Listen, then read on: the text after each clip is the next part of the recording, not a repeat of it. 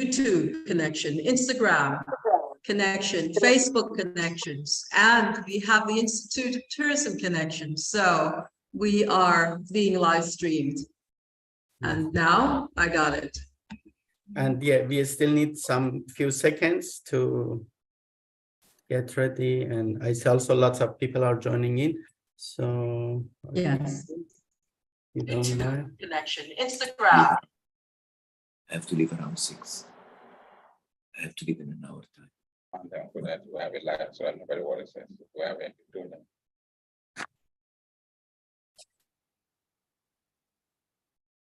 So in 15 seconds, we will be live also on our websites. Everybody can see it. And we have over 700 people online at the moment.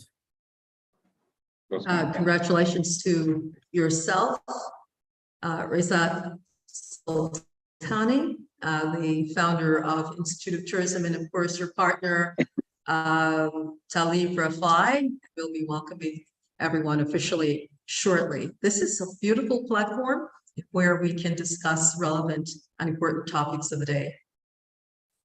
Yeah, sure. Thank you so much. So we'll be ready. Just a second.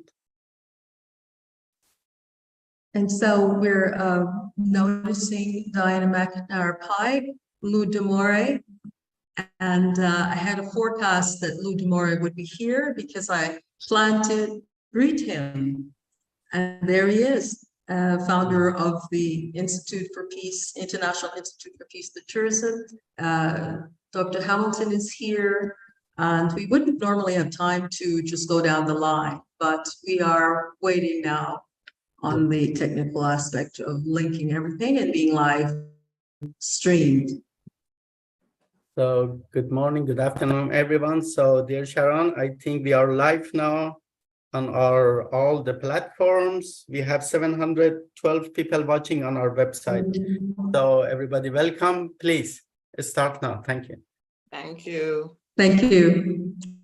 The African Diaspora Tourism Summit, produced by the Institute of Tourism and co-produced by Sharon Harris, Chambers Minister of Tourism of the State of the African Diaspora 6th Region, today, August 16, 2023, gives you a warm welcome to all participants and viewers. And we thank our hosts, most importantly, Institute of Tourism.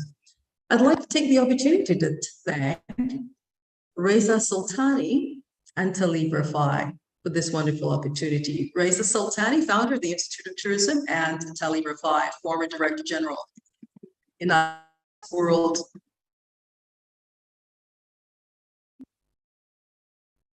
We welcome all our panelists today, dignitaries, royalties, excellencies. In my opening statement, I won't be long, I'd like to say Africa is reaching out to the global diaspora in unprecedented ways, such as massive real estate developments, planned unit developments, targeting specific demographics. For example, Wakanda City in Ghana, targeting African Americans. Advocacy for the removal of immigration blockages to remove high fees, visa fees for entry and for entry and multiple passports to navigate the continent, the states. Staging more travel and trade exchanges between the continent and diaspora is now facilitated by the African International Free Trade Area Agreement. We want to hear from tourism movers and shakers, that's you, directly about this phenomenon, as it seems destined to shape tourism for decades to come. The African diaspora looks to its motherland with new eyes and keen interests as world developments push them to new horizons. Migration from the continent to Europe is at an unprecedented high. How can we influence those who would seek and risk everything to see greener pastures abroad? To think deeply and carefully, thereby choosing an alternative way, that is to stay at home, to become the catalyst for change and entrepreneurship for generations to come. As Bujubanton would say, it's not an easy road, but we must help each other in this road to peace in tourism. We will explore the nature of diaspora tourism. How does it differ from the other tourism niche? And why is it important to take note? What is your position on the subject? And where are the places diaspora tourism is trending? And what is your country doing to accommodate and settle the returning diaspora? I'd like to just recognize all of our speakers. Edmund Bartlett would be our first speaker, but he's at a breakfast meeting and he'll be joining us shortly. So we'll start with Dr. Ibrahim Mohammed.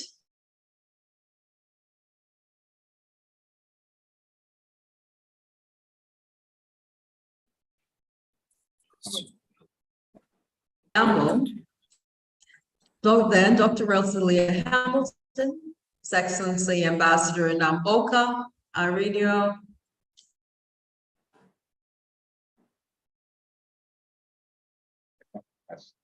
and Minister Vincent Van Wallace, immediate president of the International Black Chamber of Commerce, USA, Ms. Kitty Pope, Mr. Lamine Sarr, President CEO Heritage Revival Project, and myself, I'll go last to summarize. I'd like to introduce our first speaker. And we'll just give you a flavor of who the Honorable Minister, Dr. Ibrahim Mohammed Awal is, Minister of Tourism, Arts, and Culture, Ghana. Honorable Dr. Ibrahim Mohammed Awal is currently Ghana's Minister of Tourism, Arts, and Culture, trained and worked as a journalist and marketer for several years with Ghana's premier newspaper and media house, the Graphics Communication Group Limited. He joined the Graphic Communications Group as a reporter, page editor, advertising manager, general manager, and finally led the company as its chief executive officer. In the area of entrepreneurship, Dr. Mohammed Awal once led the affairs of Chase Petroleum Corporation, downstream oil and gas company that operates in Ghana. He's the founder and led the Marble Communications Group Limited. We are going to skip ahead and go towards some new information here. He is an inelectable pillar in the government of Ghana and has represented the president of the Republic of Ghana, H.E. Nana Addo Dankwa Akufo-Addo, as his special envoy, representing him on special assignments, which will include presidential and diplomatic missions to the United States of America, the United Kingdom, India, Turkey, Germany, France, Hungary, China, Morocco, Iran, Italy, Central African Republic, Kenya, Saudi Arabia, Croatia, Qatar. Are you getting the message? This is a world-traveled tourism minister. And I must say that he's done missions to the African Continental Free Trade Area, AFCFTA, and the World Intellectual Property Organization. Without further ado, Dr. Mohammed Awal, take the floor. Thank you so much. Thank you for inviting me and for inviting Ghana. We are privileged and honored to be part of it. For us, the discussion on diaspora evokes a lot of painful memories about the slave trade, the resilience of the African, but it also gives us some hope. It's important to state that about 75% of all the forts and castles dungeons used during the slave trade are dotted around the coastline of Ghana. We have 75% of all those forts and castles. So for us, connecting back to the diaspora is an imperative,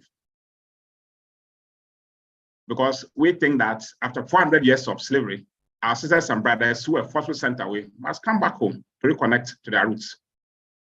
That is why Ghana has a number of initiatives to engage the diaspora. One of it has been the Year of Return. In 2019, our President Akufo-Addo, launched a project called the Year of Return. That seeks to encourage Africans to diaspora to reconnect back home. and then to do a lot in terms of culture and history. Ghana is a rich, diverse cultural country. So the year of return and beyond the return is one important pillar. And that just saw a lot, hundreds of thousands of Africans diasporans coming back to Ghana to connect to their roots. Another initiative has been what we call the Manifest and Emancipation. It's honored every 2 years. Is to use culture and tradition and arts and to invite our brothers and sisters from diaspora to come home to reconnect. The year of this, the Beyond the Return project has a lot of pillars. And one of it is called Invest in Africa and in Ghana. What we give the opportunity to our brothers and sisters from diaspora to invest in key areas like housing, like education. We also have Diaspora Pathway, where we ease the acquisition of visa. We have to establish what we call the Diaspora visa to make sure that our brothers and sisters have easy access to their motherland, particularly to Ghana. And they also give back to Ghana, where African diasporans also adopt some communities and provide some philanthropic organizations. So for us, it's an important emotive discussion. We've done a lot to do that. Even the establishment of the African Continental Free Trade Area is one of the initiatives. Ghana is the headquarters of the AFCAT. With a population of Africa of 1.4 billion, GDP of 3.2 trillion, Ghana has set the pace for uniting Africa through tourism, through trade, and through diaspora engagement. So this is where we are. We are not unmindful of the importance of diaspora. Most of them come back home with rich knowledge to share, with resources that to share with the motherland, Africa, and to Ghana. So we're doing a lot in that area. And last year was very good for us in terms of tourism arrivals. It's from the United States of America, some parts of Europe, and from those from the other African countries. So we are doing a lot in terms of diaspora engagement, and we're not taken for granted at all. We know that several years they've acquired a lot of knowledge and experience, and some in terms of financial muscle that can bring out to enrich. And to talk about a lot of African youth going to Europe and then dining through the Mediterranean and all that, I think it's unacceptable. We might have to make connections back home to also encourage the young people to stay. And one area we must look at is entrepreneurship. Africa needs to create over 50 million jobs over the next 10 years for young people. Africa's population is largely youthful, below 30 years. And we must create the connections back home. And we think that tourism, diaspora tourism, is key. Diaspora tourism is different from the other tourism because it's a niche. They don't just come for leisure and for fun. They also come to invest back home and to connect to their history and their culture. So one area to stem the tide of youth migration to Europe and other places is to look at entrepreneurship, not also tourism. And diasporans come home with a lot of skills and involve themselves in a lot of entrepreneurship programs. It's very important for us to create that. And then it's also good for us to remove the bottlenecks in public service delivery. The public service in Africa is fought a lot of inefficiencies, bureaucracy, too much red tapeism. So let's create the conditions back home for the young people to stay and help. And I think that tourism, according to the World Travel and Tourism Council, while the global tourism is going to grow, global GDP over the next 10 years is going to grow at 3.7%. Tourism growth globally over the next 10 years is going to be 5.7%. So tourism is going to be a driver of global economic development, creating jobs and opportunities for young people. So I think that we have to leverage the diaspora tourism and ensure that we create necessary conditions for our brothers and sisters to come back home. Not just connect back to our roots, but also to invest, create jobs, and connect back to them. For now, I want to stop here and then we'll come back later. Thank you for the opportunity again.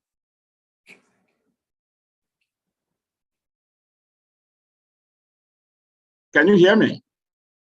Yes. Yes, we can. Thank you for the opportunity. I'll stop and then I'll come back again if I get an opportunity. Yes, during question and answers, you have an opportunity to expand based on the questions presented to you. And we would like to congratulate you in the work that you're doing in Canada and in the Americas, exposing your cultural arts as in the festivals that are slated to take the to take the Americas by storm, bringing back the cultural mores of our people. Thank you so much. And I'd like to say that we will move on. Millicent Odiambo would be our second speaker for organization.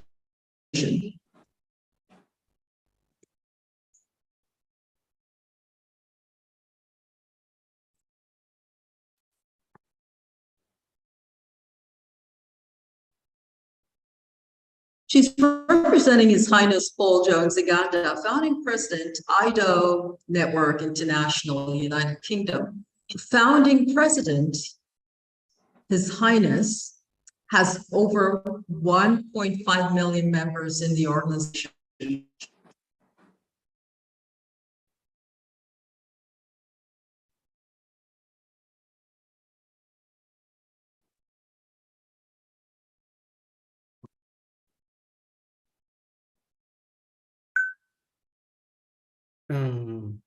Establishments.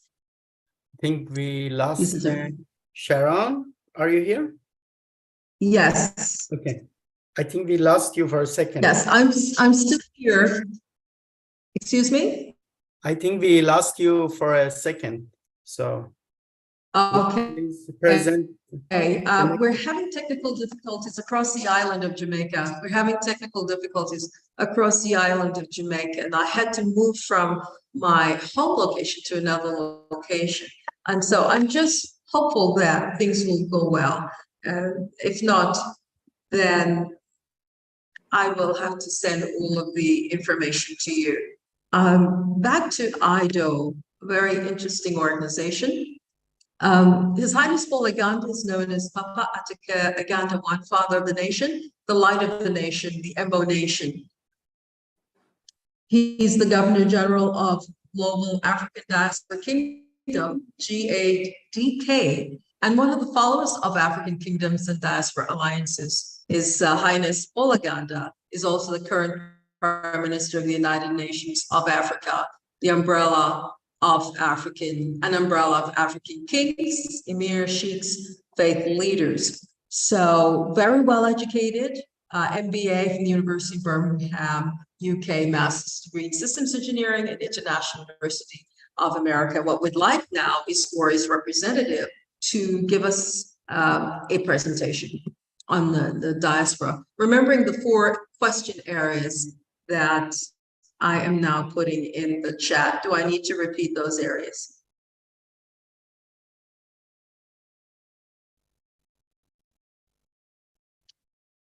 Okay, if not.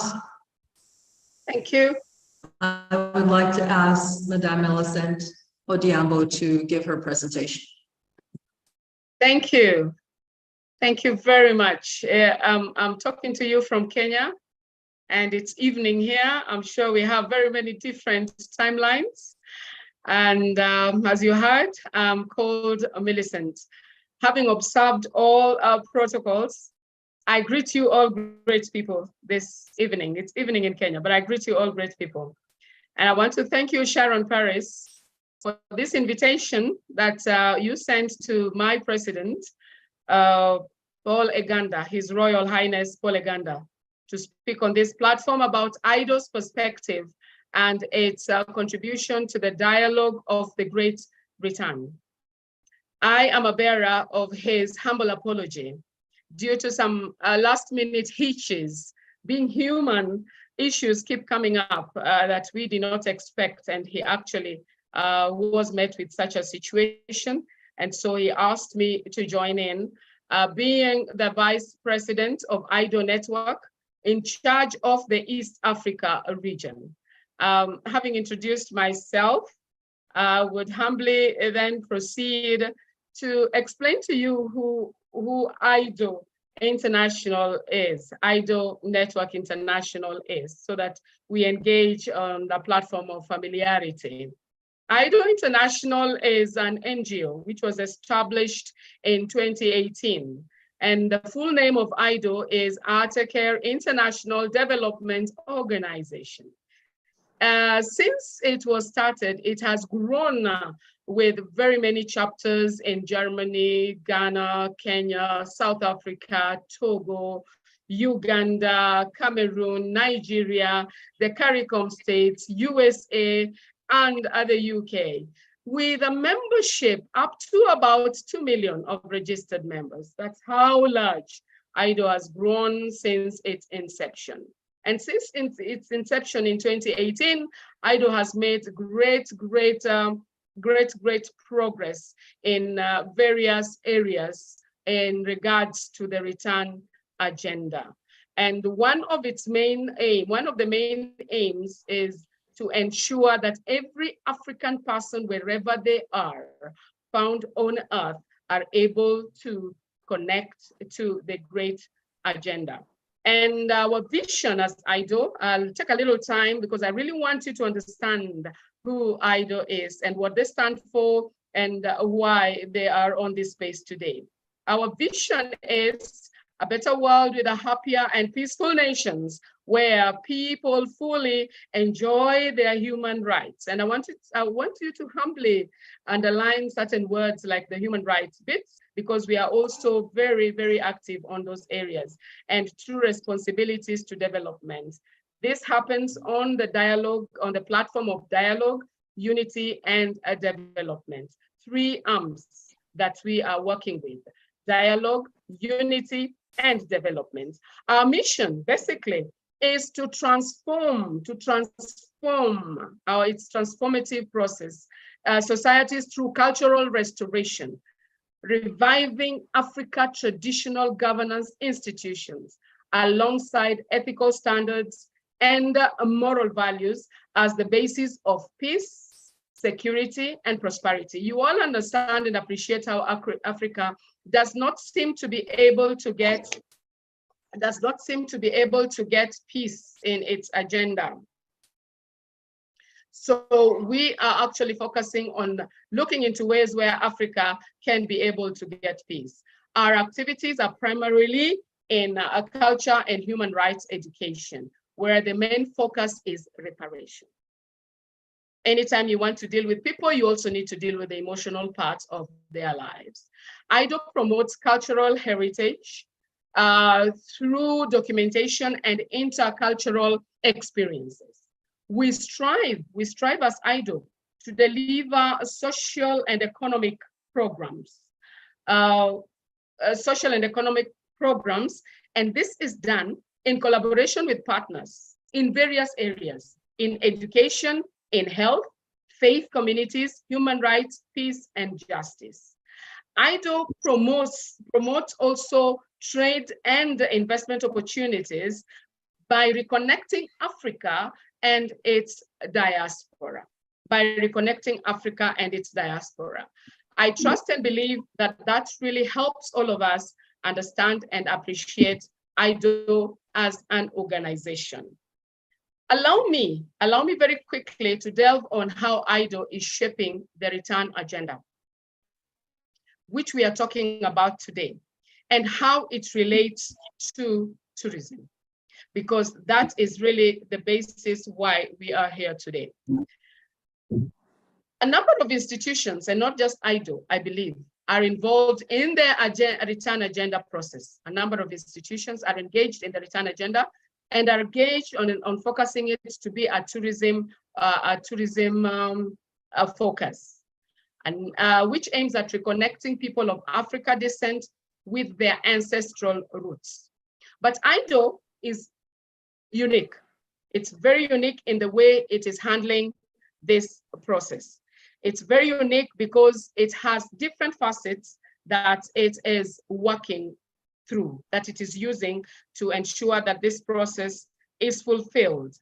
IDO is, and I want to quickly explain, I'm sorry, I'm trying to put my thoughts together, and mainly because I came late. IDO has put in place a process that is to ensure the return agenda is sustainable and is fulfilling to both the returnee and the host. And not just sustainable, that both the returnee and the host gain from the process, both economically and emotionally. We all know that over 400 years, our African brothers and sisters were forcefully brought in chains to the diaspora, bundled through doors of no return. And today, they are actually breaking that word, and they are returning home. And you all agree with me that East or West, home is best. And so when people are coming back home, it is an issue and a matter that is of concern. And that is why IDO decided to make that the center of its activity. Many Americans have moved. Many Americans have already moved into places like Ghana. And the experiences they are having is phenomenal. And because of this phenomenal experience, the return agenda has gained ground day by day. I want to quickly speak about one American who returned home, but could not stand what he engaged with and went quickly back home, called Raid.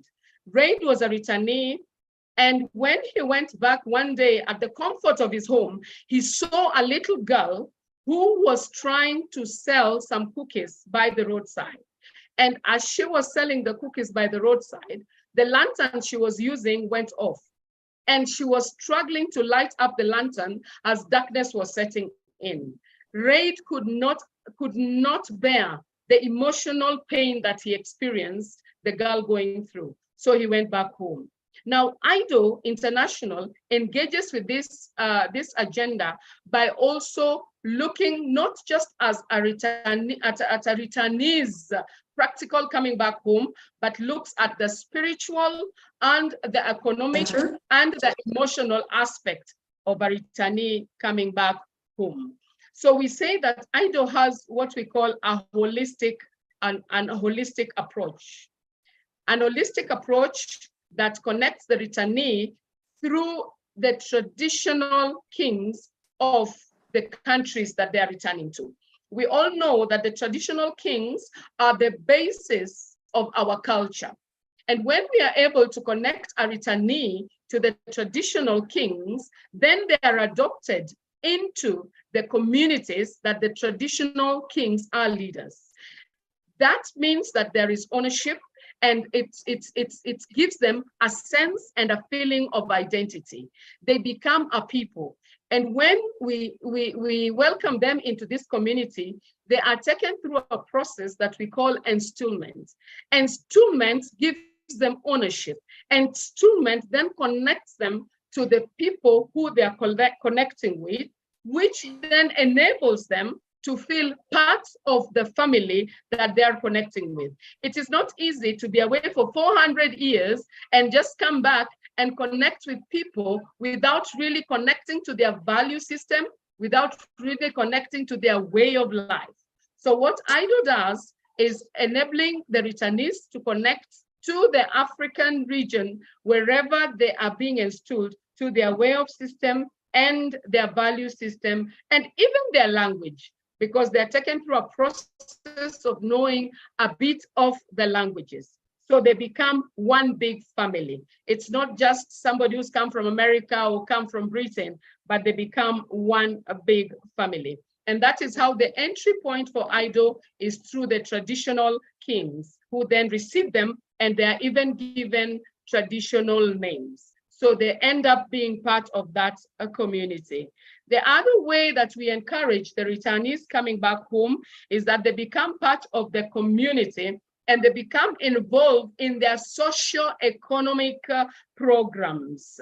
And this then, because they are now family, they are being involved in their socio-economic programs, and the projects that they are running is then not premised on a donor perspective, a donor-sponsored perspective. It is a brother coming back home, a sister coming back home, to help their brothers, to help their cousins. It makes it sustainable, and there is ownership, and both parts are gained from it. And the other agenda that IDO is extremely strong on is the reparation agenda. The pain and the scars of reparation still remain. And many times after the scars and the pain, oftentimes tears needs to be wiped so that there can be healing. And where there's healing, even when they return home, then they are returning home whole people. So the reparation agenda, which seeks to wipe the tears of our cousins who had been forcefully taken from their home, is an agenda that has gained ground and is very prominent with IDO and is connecting the countries. The other perspective is on trade and investments. We know that one way in the biblical perspective, being a Christian, some of us may not be, being a Christian in the biblical perspective, we say that your heart will be where your money is. So when the returnees are able to have projects and they are in a position where they can trade with the locals, they could do business. They are having merchandises that they are selling out there, and they can sell them to their brothers and sisters back in Africa, and African can also trade with them. That alone will connect the two parties much more strongly. You realize that every foreigner who came into Africa also came in through trading, because trade is a strong connecting factor of opportunities. IDO also holds an international convention every year, and it holds an international convention, which is there a platform for networking where they invite all the kings, the queens, paramount chiefs, and gives them a platform to network, to know each other. So when we continue with our agenda, it is familiar with them and they have owned the agenda. Now, when you listen to me and the perspective that we have about IDO, it clearly shows you that the IDO model is a model that is, to me, clearly a community-based tourism model. It is a model that encourages and enhances tourism right from the grassroots, so that the local person in whichever country is able to interact with the guest who comes to their country, and the mutual gain. The gain is mutual, not in situations where oftentimes big hotels are the ones who gain from the guests who come into the country, and the government, because of the taxes that they are able to get from the people who come into the country. And then the local communities are expected to gain from the taxes and the services that the government gives them. And many times the government does not give those services. But in this case, the people who are coming in through IDO interact directly with the local community, and that definitely is there is a multiplier effect in that situation. IDO affects the tourism that IDO then offers is one long term. It's not like one has come one of time to see Africa. Madame, I'd like you to summarize now. Thank you very much. Madame, I'd like you to summarize now. Yes. Thank you very much. Thank you very much. I think I have so much. Thank you so much. There's so much to learn about IDO. Thank you so much. And I'd like to commend the IDO International Group for being here in Jamaica this past February, celebrating the 75th anniversary. We greatly appreciated learning more and being engaged.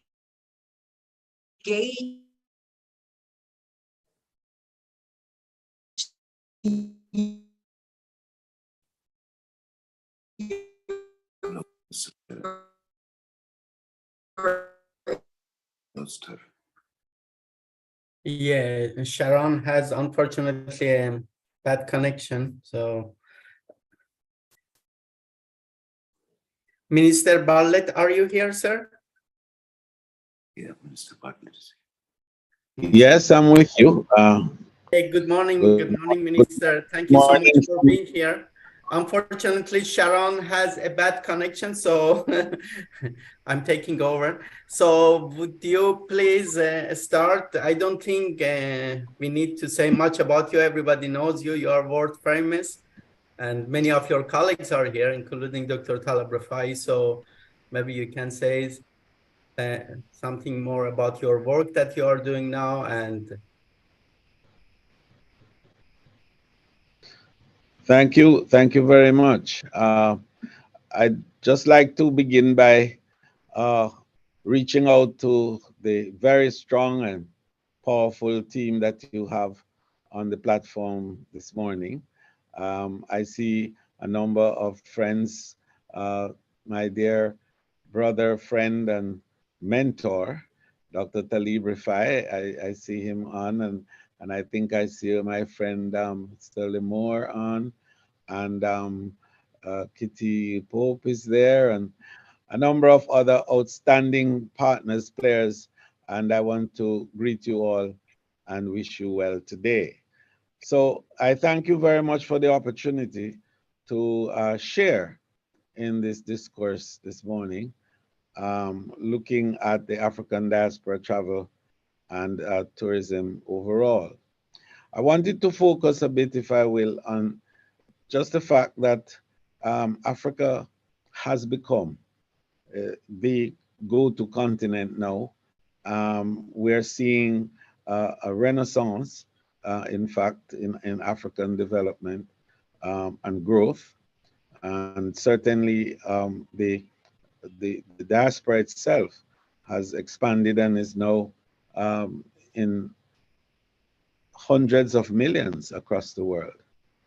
Certainly we here in the western side of the globe have a very, very strong African diaspora. In the Americas, for example, between South America and North America, we account for perhaps the largest swath of Africans outside of the continent of Africa.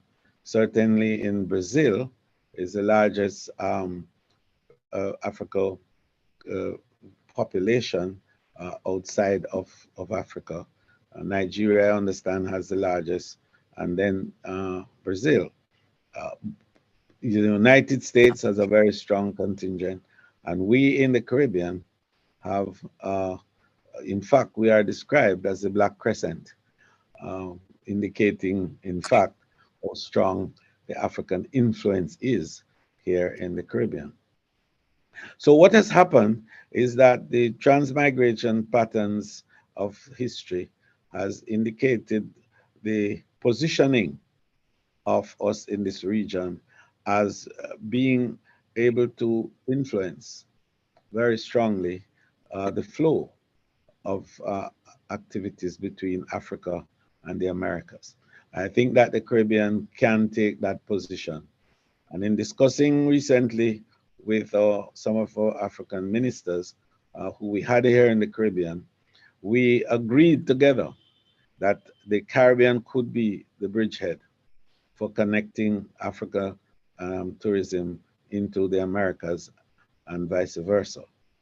We're excited about that prospect, and to do that will require a little more than just the discussions that we're having here this morning. It is going to require some ambition on the part of us in terms of dealing with policies, in terms of looking at harmonizing of some policies, certainly looking at air connectivity issues and how visa facilitation can be realized to enable ease of movement between African countries, the Caribbean, and the Americas, of course. Investment is a big area of concern because it is well known that where investment goes, the people follow. And African investment is well overdue, I think, in this part of the world. The presence of African influence beyond the fact that we are the product of that transmigratory experience is going to be felt in hard cash. And the continent has the potential now. The growth that is being indicated in Africa is absolutely phenomenal. The DRC is projected to grow by 6.8%. Gambia is going to grow by 6.4%, Mozambique by 6.5%. The Niger, that's having problems now, is still set to grow by 9.6%, Senegal by 9.4%, and Togo by 6.3%. You know, the the IMF World Economic Outlook for Africa is strong. It is indicating that 5 of the world's fastest growing economies in 2023 are in fact Angola, Ethiopia, Nigeria, Kenya, and South Africa. So the ambition to move investments in tourism on this side of the world should be developed, enhanced, in fact, and encouraged. And in doing so, we are strengthening the position of Africa, and for people not just to see Africa as a source of extractive activity, but also a source of enrichment that can in fact spread beyond its own borders. Tourism provides, I think, the avenue for much of this interchange between Africa and the rest of the world now. We are the agent of peace. We are the crucible through which human understanding can be well appreciated. We treasure diversity and we understand how to deal with differences. And that's important. And so tourism has to become that instrument to guide the way forward between the continents, not just Africa and the Caribbean and the Americas, but Africa and the rest of the world. And I think that part of what we need to do as an organization is perhaps to develop a little more study on how African tourism can influence the whole change in attitude in the global space, and how, in fact, it can be the new driver for the transformation of Africa as a continent. I want to close by saying that we think that building resilience in the African continent is a critical part now of its own capacity to grow in the future. Africa has been known to suffer major disruptive events, covering health, covering, security, terrorism, covering political disruptions that have caused instability within states all over, issues of genocide. There's been a lot of issue of, of movement of people forcefully from their places, human trafficking, and a number of other such issues. Now, all of these have impacted negatively the countries and have influenced their rate of growth and development. The capacity to manage these, to handle them, to be able to recover quickly from them. COVID-19 was a case in point, will determine the rate of future growth for the continent and for the world, if you ask me. So we think that it is timely that tourism should intervene and take a stronger position, and to drive resilience building, to build a whole body of information and best practices that can assist countries in Africa to respond faster, better, and recover more quickly from disruptions when they come. Finally, I want to commend the Institute of Tourism for this particular initiative today. I want to thank Sharon and the team here from Jamaica who have worked assiduously to enable not just my involvement, but of course, bringing all the other ideas together from across the world. This very rich confluence of intellectual strength and rigor will go well, I believe, in helping to set the stage for a stronger interaction between Africa, the Caribbean, and in fact, the rest of the world. Thank you so much. Thank you so much, Minister. I don't know, Dr. Talib Rafai, do you want to add something? Well, I want to say I want to welcome Minister to this forum. Welcome you also, Rita. And I am here because there are two things discussed in this forum. One is history. One is history of Africa. The second one is tourism. Africa is very important to us. Africa is where we all came out of. Just have to visit the program of Story of Man by BBC to understand how we all came out of Africa. Every one of us came out of Africa. Now, Not hearing you so well, Mr. Rafai. Af- Not hearing you so well. okay, now can you hear me? Can you hear me? Yes, we can hear you well. Okay. I think Sharon has a connection. She cannot hear you. Please Okay. continue. Yeah. Sorry, Sharon. I'm sorry. Okay.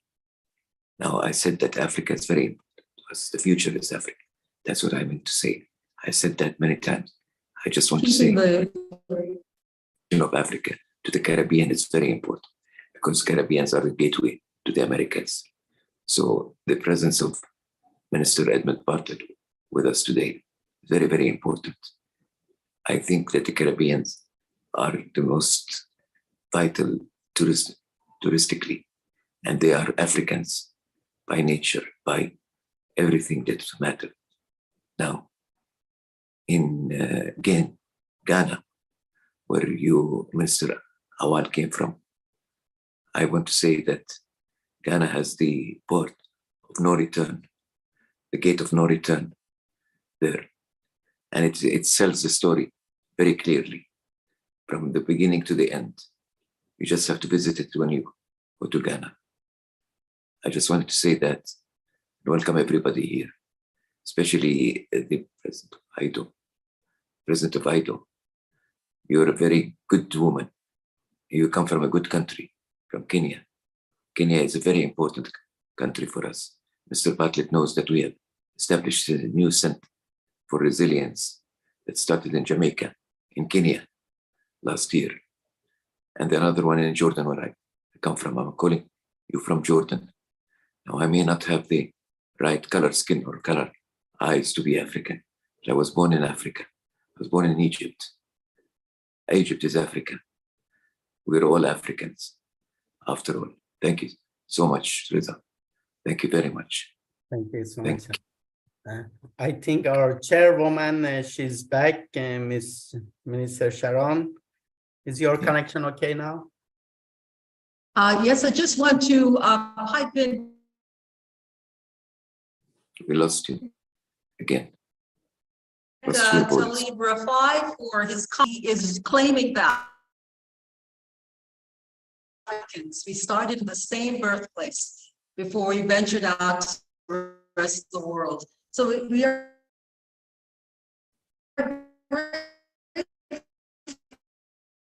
for your sports management center that was born right here at the University of the West Indies in Jamaica, and your full support of that throughout the world. We're grateful as the co-chair. Thank you so much for your statements. We have Dr. Rosalia Hamilton. She is a Renaissance woman. There are very few that can follow in her footsteps here in Jamaica. Dr. Rosalia, we're going to do what we can to quickly read your bio. You gave us a very short one. But you do so much more. Professor Rosalia Hamilton, social scientist and advocate for sustainable development that improves the environment, economy, society, and governance. She was vice president of the University of Technology, Jamaica, 2008 to 2018, and was awarded a professorship in the Scotiabank chair in entrepreneurship and development. She established and led the MSME Alliance network small business organizations for 10 years. When you want something to be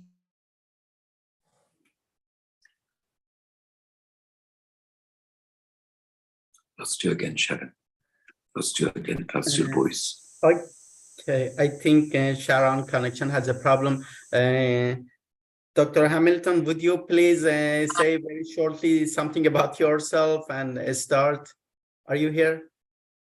So I can hear you. Okay, thank Well, you. in the interest of time, I'll just jump in.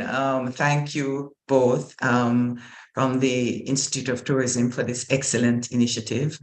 Minister Owl, Minister Bartlett, Excellencies, other distinguished participants, colleagues and friends, good morning.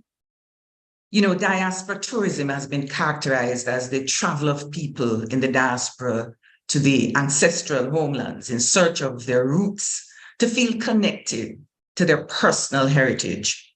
Unlike traditional tourism, where the attachment to a destination takes place after repeated visits, with diaspora tourism, the attachment to the people, the culture, the heritage, and the destination exists before the actual destination, visiting the destination.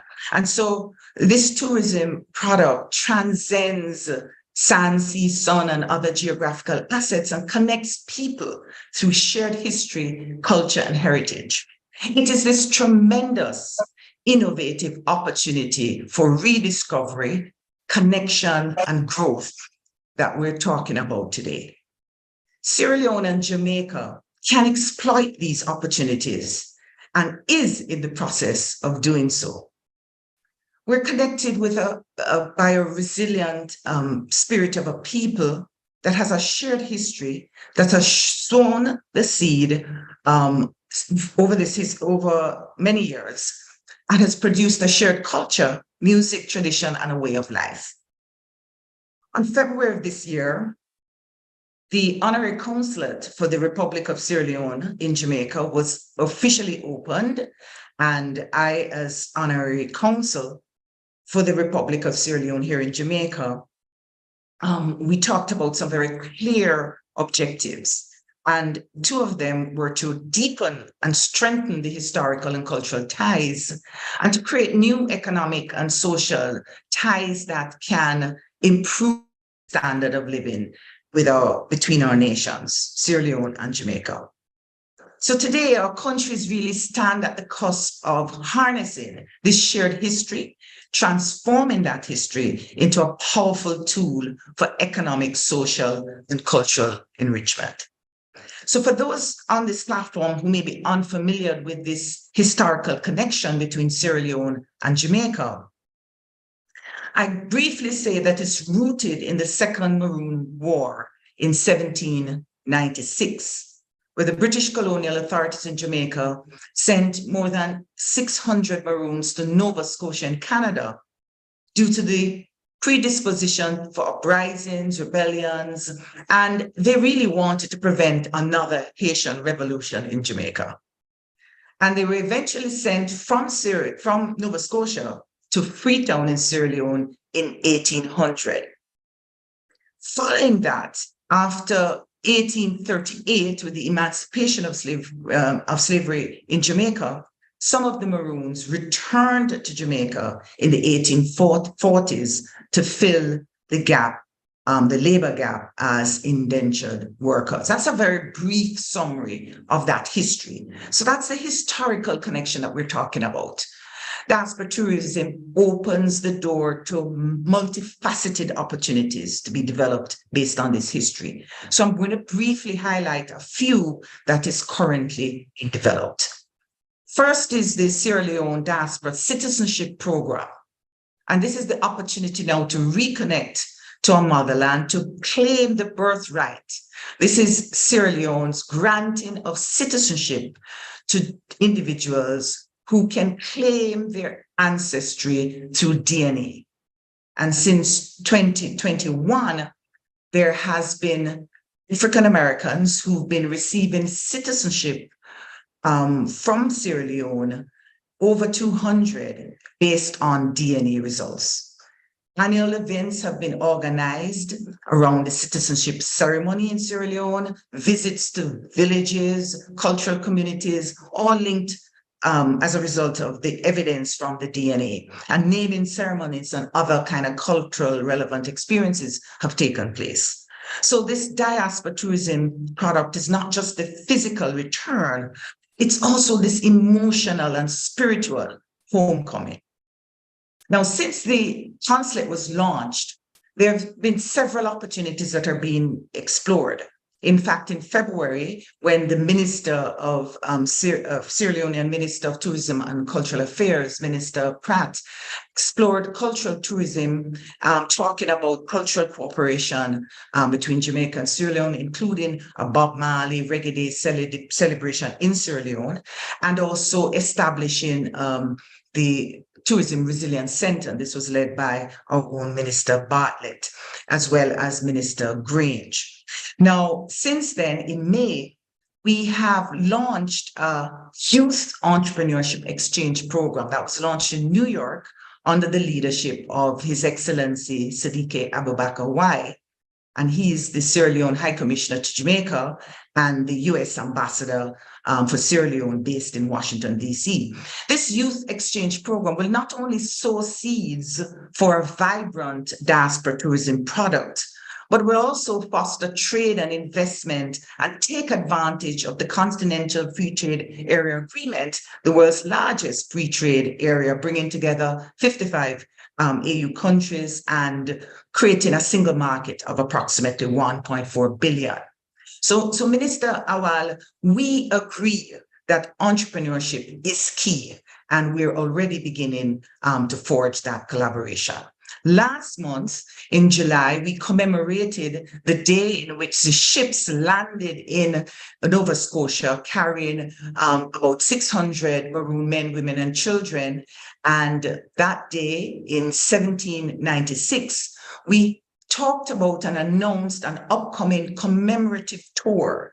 We call it a Way Back Home tour. And this tour will commemorate this historical journey and build on the cultural links between Jamaica, Canada, and Sierra Leone. And it will feature exhibitions, visits to sites, and so on. That kind of tourism product is significant not only for the Maroons and their ancestral ties, but for the people of Jamaica, Canada, Sierra Leone. So with these clear opportunities that are being pursued, we're trying not just to do visits, but we're really doing this exciting diaspora tourism product to rediscover ourselves, forge meaningful bonds, and bring bridges between the past, the present, and the future. So by exploring and embracing our shared heritage, we're unlocking tremendous possibilities that can enrich our cultures, our economies, our societies for generations to come. And I want to just end with a quote from our national hero, the Honorable Marcus Mosiah Garvey. And he said this: a people without knowledge of their past, history, origin, and culture is like a tree without roots. I suggest that the diaspora tourism enables us to plant trees across Africa and the African diaspora, firmly rooted in a rich, fertile soil that will grow and bear fruits for generations to come. Thank you very much.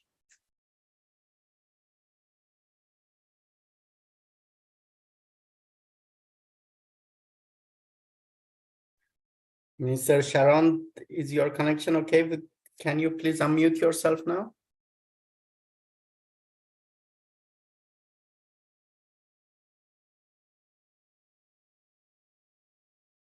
Okay, I'm sorry, I couldn't hear you clearly. Did you say Charles? Good morning, sir. Yeah, well, clearly, yeah. Miss Sharon, is your connection okay now? No. Okay, so our next speaker is Mr. Charles DeBall, President of the National Black Chamber of Commerce. Thank you very much, sir, for being here. We have some small technical issues with our chairwoman, Minister Sharon, so I have to do that part. So very welcome and thank you so much for being here. Would you please say some words about yourself first and then? Absolutely. Good morning, good afternoon, and good evening to everyone across the diaspora. My name is Charles DeBow. I am the president and CEO of the National Black Chamber of Commerce. We are based in Washington, D.C. We are a global organization, 30 years old, and we have had excellent experiences throughout the continent and as well in the Caribbean and Latin America. And now we're even entering into new relations in Asia, particularly as in India. We've received interest from Spain and Germany and a number of other countries that are all premised on one thing, and that is a cooperative effort on what we will term as global economic development. And global economic development is something that is happening in spite of the powers that be, so to speak, meaning that as we are able to do business together, and I'm talking about the SMEs, and particularly throughout the diaspora, where in many cases we are disenfranchised, we are held back in some fashion, and I'm speaking particularly from an American disposition, and we have found that tourism is certainly a key founding block of economic development.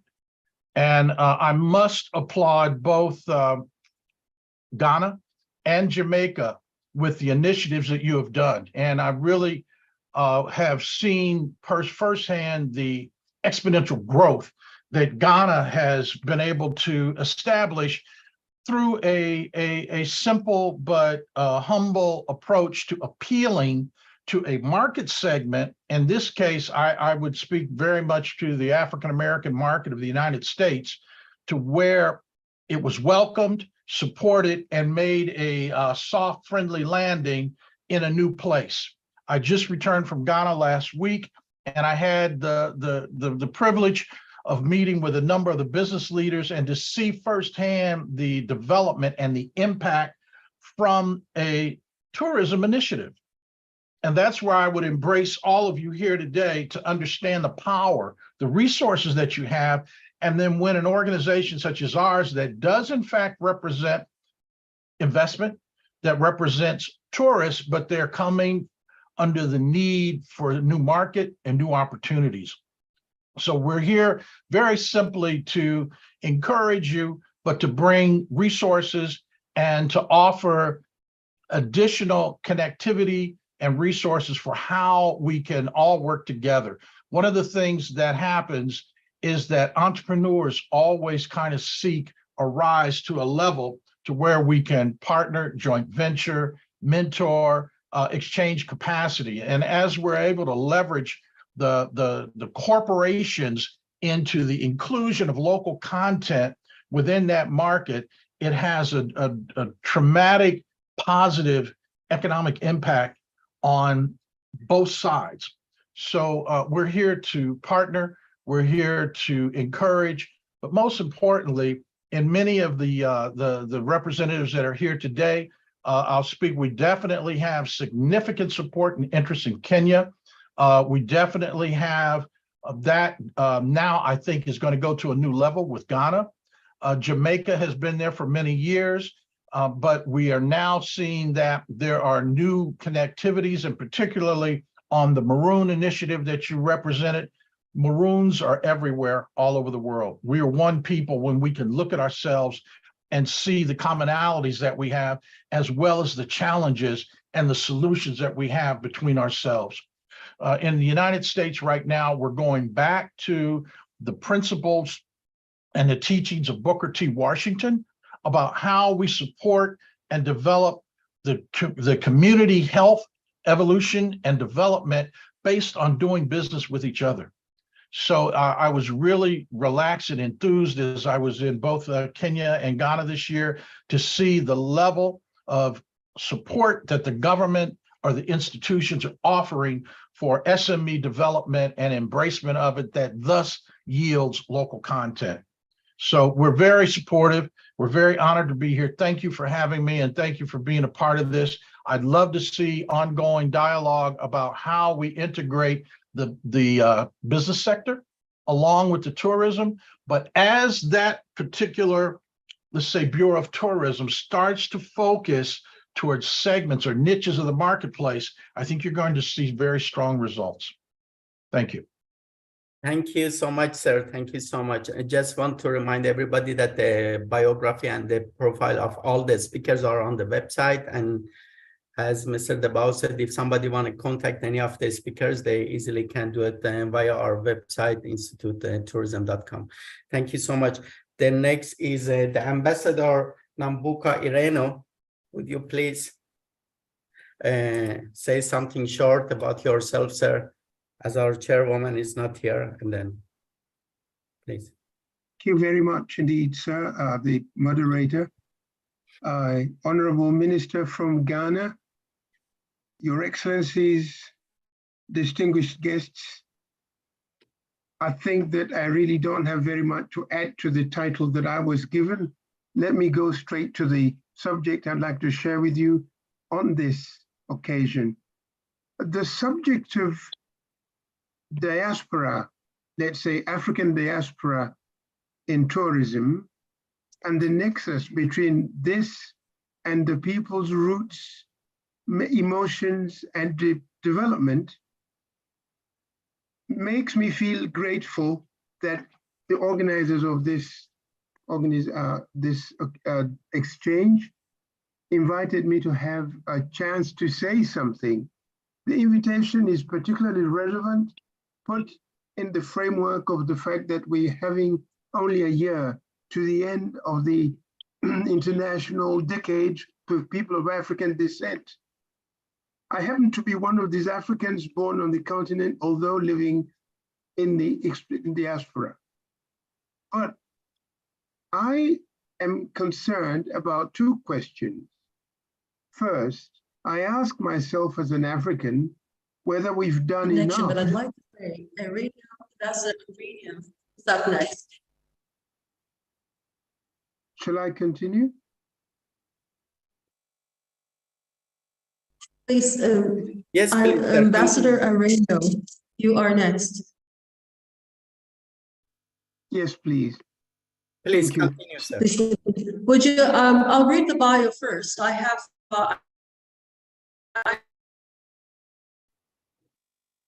Please continue, sir. Thank you.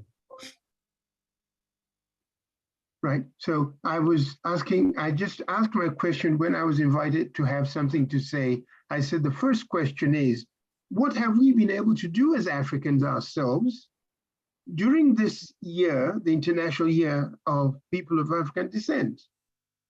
The second question is, do people generally in Africa even have an idea, an understanding of the diaspora? The people of Africa who are not on the continent. And I feel that, generally speaking, we've had education from the Western world that has given us lenses through which we see everything. And those lenses tend to make us unable to see certain aspects of our Africanness and of who should be Africa's diaspora. It's true that everybody came from Africa. I mean, that's what science tells us. But we, the living Africans, particularly on the continent, have very little understanding of who the people of African descent are and what's happening to them.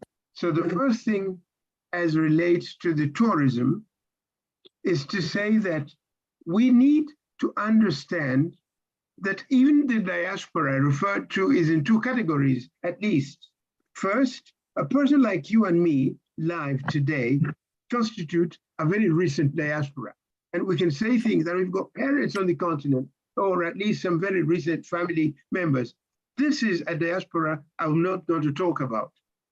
I want us to think about the children of Africa who are descendants of the, well, millions, up to 100 millions, were taken away from the continent 500 years ago.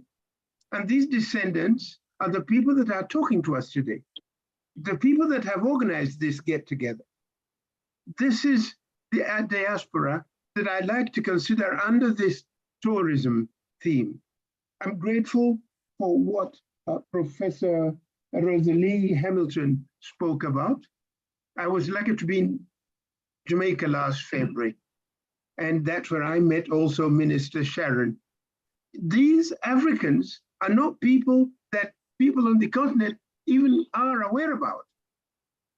A few of those Africans very often in places of responsibility in government, tend to see these diaspora people, whom they do not necessarily distinguish very much from the diaspora that is like me, as a possible source of revenue, as tourists that come in. I sort of want to say, well, I don't even want to talk about this category.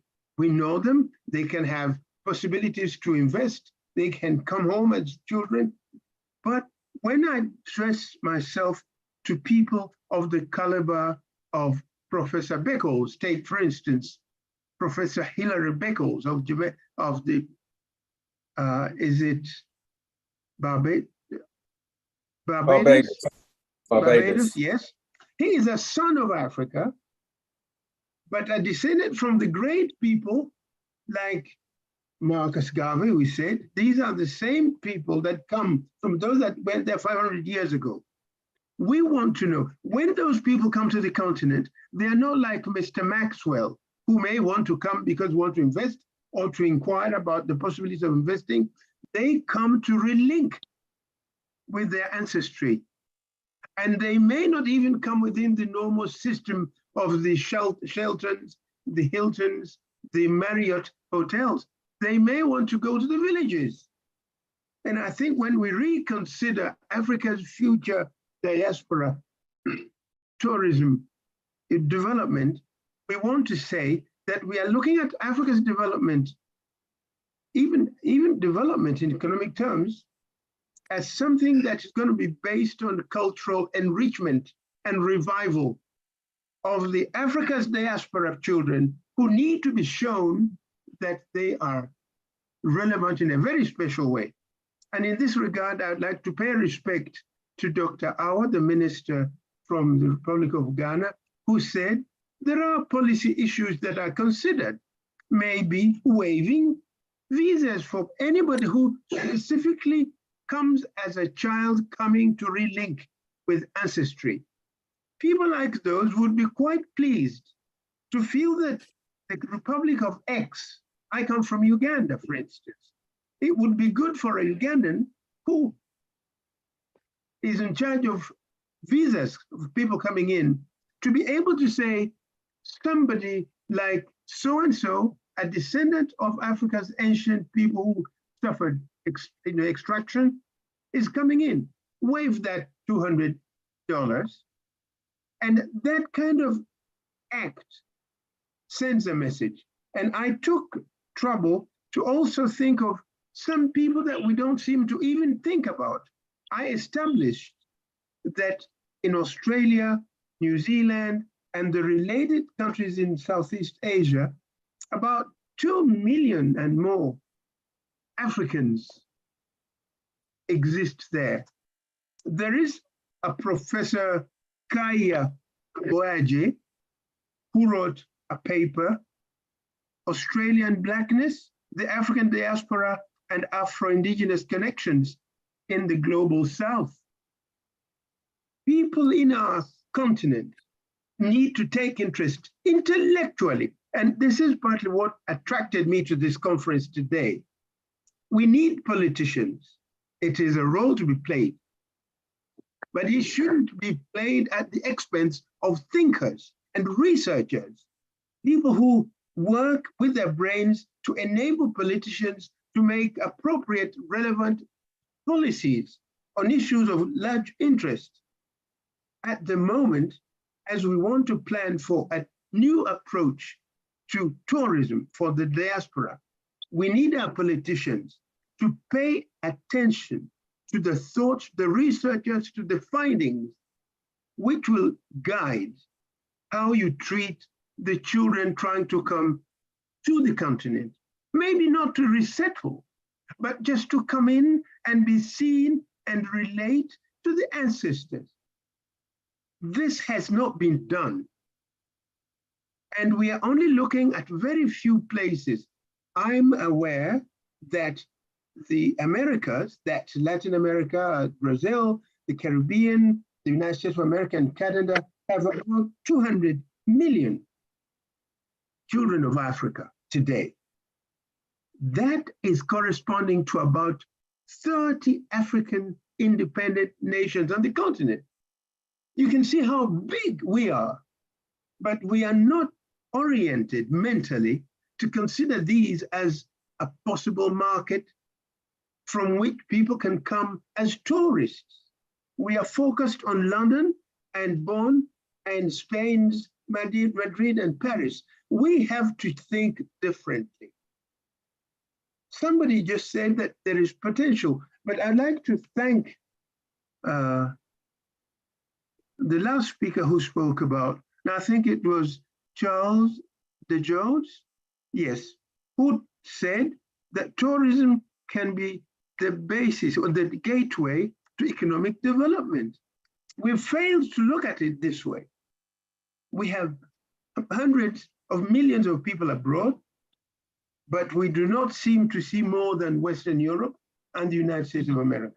And I think people on the continent, in this new spirit of searching for new developments, we could see more in terms of what can we do. And I have a few ideas that I've thought need to be taken into account. The people that come as usual traditional tourists can be catered for in the normal way. But for the diaspora tourists who come to reconnect, who come to the places, I know that the port, the Elmina Castle and the island of Gore in Senegal are very attractive, yes. But some of these people may not even go there. They may want to go, like the DNA story goes, to the specific remote place in the countryside. We still need to cater for those. And my plea is that from this exchange, we call upon our governments, who are the key holders to our nations, to soften the entry to Africa. And these people to be limited to a month when they could have wanted to stay for 2 months because you asked for a visa for one entry. And I think we need to check and see whether we can do it differently in regard to the children of African descent. I would like to stop here because I was told 10 minutes would be okay. I would like to copy the excellent example of the minister from Ghana, my beloved country, that you may call upon me again to say something, but I think I've made my point. We Africans on the continent need to soften the entry for our people whose parents were taken away, enslaved and exploited for 500 years. Now they want to come home. Let us make it attractive. Thank you very much. Thank you so much, sir. Thank you so much. So our next speaker is Miss Kitty Pope. She's the founder and the president of the African Diaspora Tourism from Atlanta, if I'm not wrong. Are you in Atlanta, Kitty? Okay, good morning. Thank you so much for being here. Yes. Could you please say something about what you're doing exactly and about your diaspora tourism? Okay, greetings everyone, and I'm glad to be on this conference call, and I'd like to thank Sharon for inviting me. Yes, I am the publisher of African Diaspora Tourism, which is an online magazine that's dedicated to exploring the cultural heritage of people of African descent throughout the places of the African diaspora. I got started about 15 years ago after attending an African Diaspora Heritage Trail Conference in Bermuda. And from that conference, the takeaway for me is starting a media source to connect all the trails of the Black culture. And culture and heritage is very, very important as a tourism product to every and any destination. In fact, it is a driver of tourism, and people more so than ever now, along with their families, are interested in visiting places related to culture and heritage tourism. And my work in Black heritage and tourism, I found that some of the Black culture heritage sites in each state and city are the main drivers to that city. Just like in Atlanta, the King Center is the most visited site. And in Washington, D.C. is the King's statue that is the most visited site.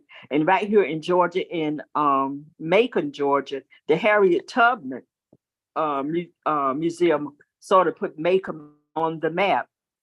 So that's happening all over the U.S. and other places. Museums are being established, some dedicated to slavery, some to just Black heritage. But it's more than just Black people who are visiting these sites. All people are interested in our culture and heritage because, in fact, Black culture and heritage is everybody's heritage. So we must learn about each other's culture if we want to promote peace in the world. The understanding of culture is a prerequisite to peace. So therefore, the African diaspora tourism, we serve two purposes: to highlight and promote the culture and heritage of Black sites and things related to cultural heritage in every city, and to galvanize the Black travel community to stimulate travel, and to also especially stimulate travel to Africa. The Black travel market is very lucrative, as everybody knows, at least most people in the industry know, and it's a force to be reckoned with, very powerful. So I don't have too much to say other than culture and heritage that I'm doing as a driver, as a tourism product for each destination. And one of the things I like to see, in addition to getting more Black people to travel to Africa, travel within the diaspora. Jamaica and Bermuda need to visit and learn each other and learn about each other. The U.S. need to visit Brazil, and on throughout within and throughout the diaspora, we need to shake hands, make friends, and learn about each other's culture. And the lady, I think from Kenya, I believe, she mentioned about culture enrichment. One of the things that I've been looking at, and I really, really want to do, I'd like to solicit help for anybody in this group, is to introduce our royalty, our kings and queens of Africa, to the African diaspora. I'm just so tired. I love William and Kate, but I'm just tired of, you know, the Black people. I looking at them and say, well, kings and queens, when we also have kings and queens of Africa that we can look up to as our royalty. So that's one of the things, the next things that I am going to work on, promoting our kings and queens in Africa. I think that's an excellent way to stimulate interest in the culture and enrichment for people here in the U.S. to become even more interested in traveling to Africa. So I'm going to close right there. I don't have too much to say other than African diaspora tourism in Africa connecting is an idea whose time has finally came. We've been toying with the issue for over probably a decade now, but now we have to do something. Organizations in tourism must come together to establish the best way to go about connecting Africa and the African diaspora in tourism in order to learn about each other's culture and to have the African diaspora to learn about their ancestry as well as cultural enrichment to learn about their kings and queens. Thank you. Thank you so much, Miss Kitty. Kitty. Thank you so much. Great. So our next speaker is Mr. Lamin Sarr. He's the president of the Heritage Revival Project from Gambia. Would you please say something short about your project and what you are doing exactly, sir? First.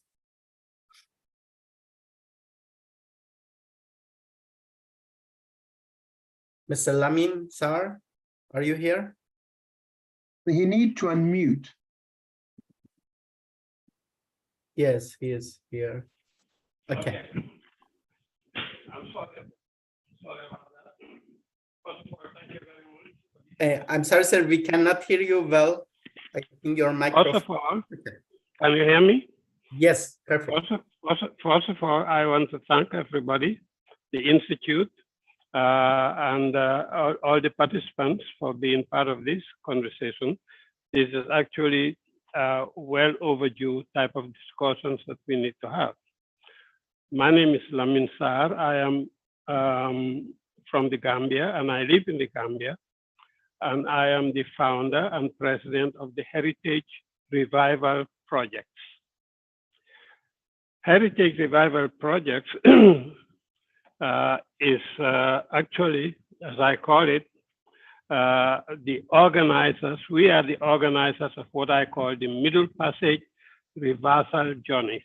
Since we're talking about travel and tourism, this is one important and critical thing that we need to really look at. When we talk about the African diaspora, much of it is actually has been in reference, given the notion of the displacement of Africans to the New World under systems of servitude. We are now at a point after 400 or more years of isolation. We have been subjected to what I call actually I call it actually a situation where we have had what happens if you have a pet or pets and you keep them in a cage. After a long time, you feed them for a long time, you get to a point where you even believe, the animals begin to believe that they actually belong to that cage. That's what their nature is. And it has happened to our people after 400 years of isolation, taking them away from their heritage, the land of their heritage. They have even come to forget to a degree that they are actually Africans. And instead they are claiming to be making claims that I think are actually not very valid, to be Americans and to be owners of Americans, and even asking for reparations and all the rights as Americans. They are actually Africans. They have left behind, when they left behind their families, their relatives, and those relatives with whom they share the same cultural heritage are still there, and they can be found. Alex Haley found them with his Roots project in the Gambia. And I know I had a friend from Sierra Leone talking about there was a lady called Priscilla whose ancestors were traced to Freetown, and she had to go to Freetown and be met by the government and welcome and given Sierra Leonean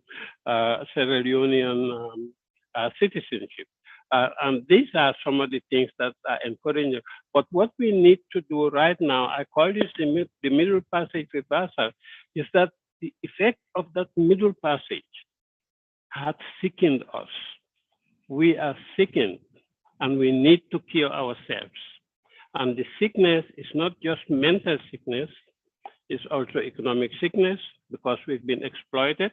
We were taken away from here in Africa, taken to the New World to serve them, to build the very countries and nations that they want for themselves at our expense. They still have not given us that right to be part of this, part of them, except a little bit here and there. What we are doing now is that we want to reverse that negative experience. We need to cure ourselves, and one of the ways to do that is what I call the Middle Passage reversal voyages, because that negativity, which had broken away families from Africa and the diaspora, need to be infused again, brought back together, and the way to do that is to debunk. We are organizing a voyage. We're organizing a voyage called the Middle Passage Reversal Journeys. idea is to actually psychologically, symbolically, as well as in reality, get on a ship. Our ancestors were put on slave ships to cross the Atlantic to the New World. We are going to take ships from the New World, essentially coming from the United States, for example, stop at a Caribbean country, stop in Brazil, come across the first one. This is part of the whole thing, but there is a whole lot of economic development process. But they are based on travels. And when we do that, when we get on that ship, come back, get up to Gorée Island, the shortest point of crossing the Atlantic Ocean is from Northwest Africa, Senegal, Gambia, Cape Verde, that area, to Brazil. So when we stop in the in a Caribbean country and Brazil, then we can cross the ocean, go to Gorée Island, and come out of that ship and get through that door of no return. That means we are debunking that myth of door of no return. Our people are actually returning for the first time by the very route that the ancestors went. We bring them in, they will be welcomed on the land side by their brothers and sisters, spend some time there, and then move on to the Gambia, where Alex Haley family stood.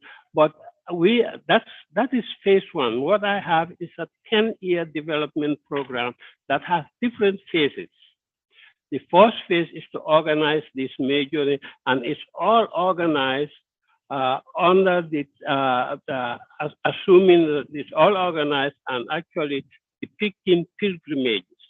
Pilgrimages are actually incredible experiences that are actually economic development generating. And we have to also avoid just this whole fuss about Ghana has a door of no return. Senegal has. There have been doors of no return in all of those West African countries because they took slaves from each of those people. So what we need to do is to have the opportunity for people to come back and retrieve and find out where they came from.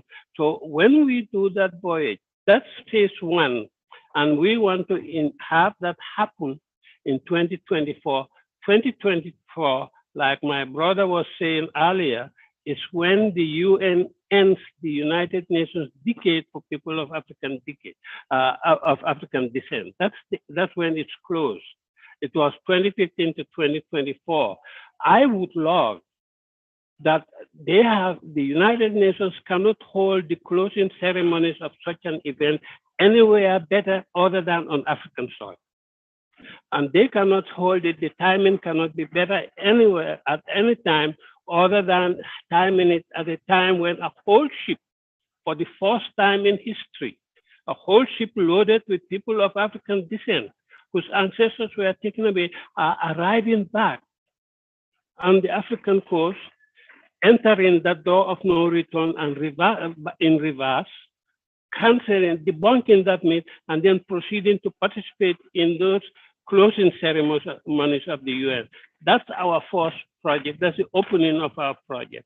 Then Africa is the richest continent historically, culturally, and economically in terms of resources.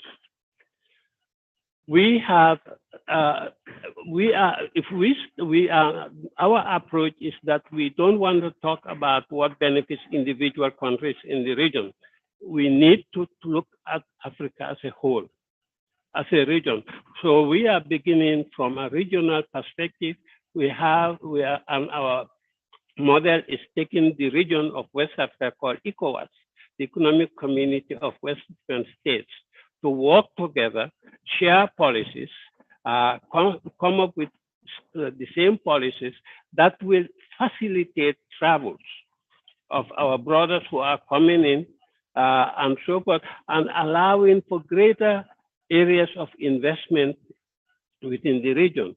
But the fact of the matter is that we may, so the second part is that some of those countries are actually landlocked, like Mali, Burkina Faso, Niger, but they are also extremely rich in culture and history, and people can go there and find out more about African history and culture and civilizations that predates colonialism. Then we need to also have an opportunity for people to find out which of those countries in West Africa they came from. To do that, we will have periodic voyages. This is another phase that we develop. It's a developmental phase of a 10-year, starting as of next year.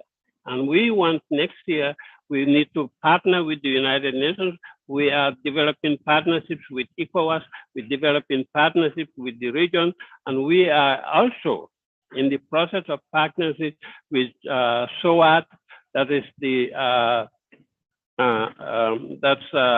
our chairperson there. State our of the African Diaspora. The African Diaspora organization that Minister Sharon is the minister of tourism about. We are developing relationship with them. We're open to developing relationship with all people that want to bring people. We are already talking to some cruise companies that have cruise ships so that they will provide the vessels and we will provide the content on that journey. This is a healing journey, and this is the major pilgrimage. Pilgrimages have incredible values. This is not the time to discuss all of this, but hopefully we will have time to be able to expand on them. But the major pilgrimage is that reversal of the Middle Passage. That's what it's called. The other one is about what our ancestors left behind, our history, our civilizations, our resources, all of these things. And during the course of that voyage, we will have cultural leaders speaking, we'll have economic specialists talking about the economic potentials of the opportunities for investment, and all those things, socio-economic activities that will bring us together so that we will, as people, can come back together. We have a shared history and culture and heritage. If there is no begging, the whole world needs to come together. I heard my brother saying we should make it easier for people. We shouldn't make it easier for people. These are people who belong. They belong. They are just like us. We are the ones that were left. Maybe we were the ones who were locked, who were not caught and taken away. But the bloodline is still there. Alex Haley was able to find his bloodline when he returned to Africa. And people are doing that through DNA and genealogical research. We can do that, but it does not matter. Even if you don't find yourself to be a Wolof or a Mandinka or a whatever other tribe you may have come from, we will form a new tribe because America boasts of diversity. Africa is so diverse. In Africa, in every country, you have multiples of tribes and cultures and stuff, and they get along, they work together, they respect each other's cultures. If our brothers and sisters want to come and form their own colony and their own culture, they are welcome to do that. They ought to be there. So traveling is and when you travel, and we are modeling it around the notion of pilgrimage. And the particular pilgrimage I am personally very much focused on is the one where is the Islamic cultures for the sense that Muslims have made it a requirement that so that every Muslim born at least aspires that once in their lifetime, at the very least, they will go on pilgrimage to Mecca. If we are able to have every person of African descent born to aspire to visit Africa one time in their lifetime, this is something that is sustainable. That's absolutely sustainable. Sustainability is the key.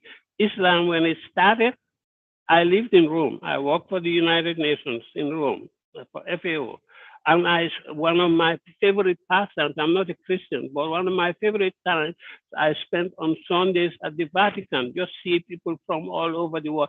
You people come there, they are changed. They live their change. Similarly, if we assume that model of pilgrimages, or people will come, pilgrimages, you go there, you pay for your transportation, you pay for your hotel, you pay for your food, you pay for your visits. You are developing a whole lot of economic activities when you are visiting there.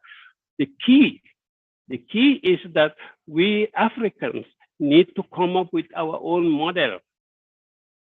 We need to come up with our own model of socio-economic distribution, equitable redistribution of wealth. When I first brought this project idea up, I was told by the guy who was the head of the African, Caribbean, and Pacific Group of Nations, ACP, based in London. He invited me from the United States. I was living in the US. He invited me to Brussels. He said, this project is worth billions of dollars. It's not about Lamin Sarr making billions of dollars. I don't need it. Nobody needs that kind of money. But it's to generate wealth for redistribution among our people. We need to, in the United States, one of the things that they did to our people was they took that whole slavery thing was a highly calculated thing. In the South, where they needed farmers, they took people from what used to be called the Grain Coast of Africa. That was West Africa, and brought them to Louisiana, Mississippi, and all those southern places to grow rice. I mean, that is what has made American rice one of the most demanded rice in the world. Those people, what has happened again is that they refused them education. And in the end, when there was enough demand, they put them on at A&M universities and colleges, which is agriculture and mechanical colleges, so that they continue to learn about farming and agriculture. Those colleges and universities have become some of the most successful food production institutions in the world.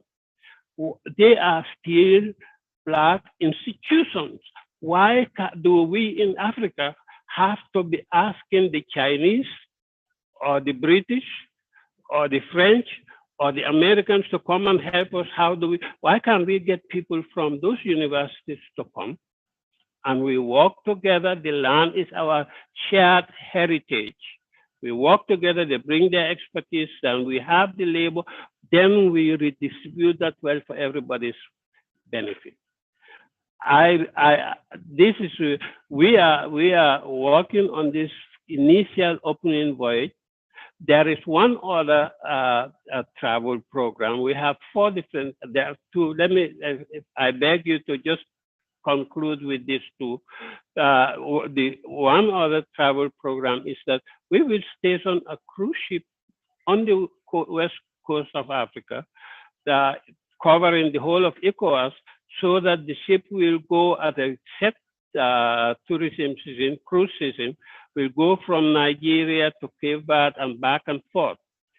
What it does is people can fly. If I'm an American or a West Indian or somebody from South America, and I learned that my ancestors were from Liberia, like Oprah Winfrey, I would fly in and join that cruise, say from Guinea, and take lectures about Liberia and the cultures and stuff. By the time I arrive in Liberia, I already am filled up with my history and culture of my people, that when I come down that ship to visit, it's already clear.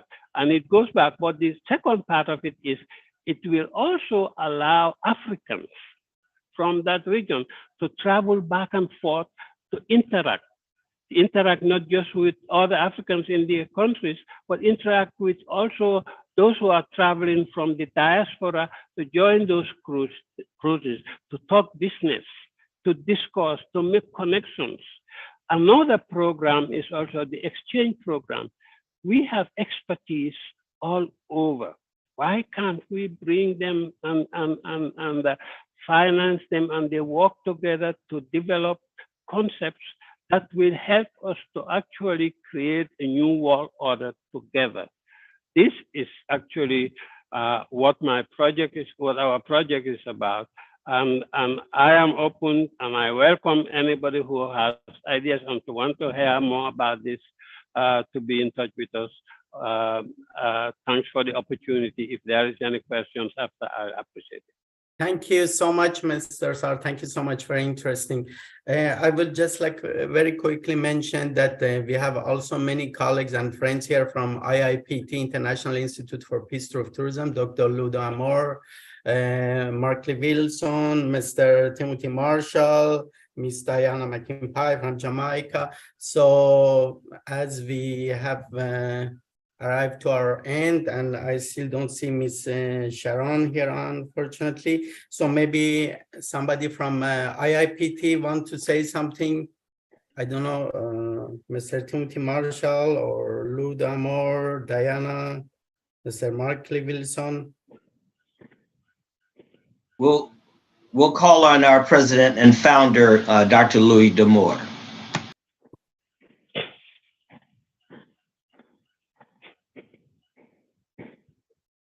Unmute yourself, Lou. Lou, unmute yourself. Oh, sorry. He's still muted, so maybe Brother Timothy, you want to say something, or? Yes, yes. Yes, please. First of all, thank you all and Dr. Reza for hosting this phenomenal webinar. It has brought back so many memories all the way back to childhood when my mother, who is president of the Missionary Society at our church, would host African students to come and live with us during the summer every other year. And that was my first introduction to the African continent. And from there, I developed a god sister who was Ugandan and learned more about the African continent. And I've been traveling to the African continent for the past 40 years. Beginning, my maiden voyage was to Fespaco in Ouagadougou, Burkina Faso. And Africa has been such a critical part of my life. And under Lou Damore's leadership through IIPT, we have had several global conferences throughout the African continent. So we just want to celebrate all of the people who are here on the front lines of doing such incredible work. And thank you, Brother Reza, for hosting this. I apologize for not being on camera. I'm under the weather today. So, but I just wanted to thank you again for this excellent forum. And Brother Markley, do you want to share anything? Brother Lou, do you want to share anything? Sister Diana, do you care to share anything?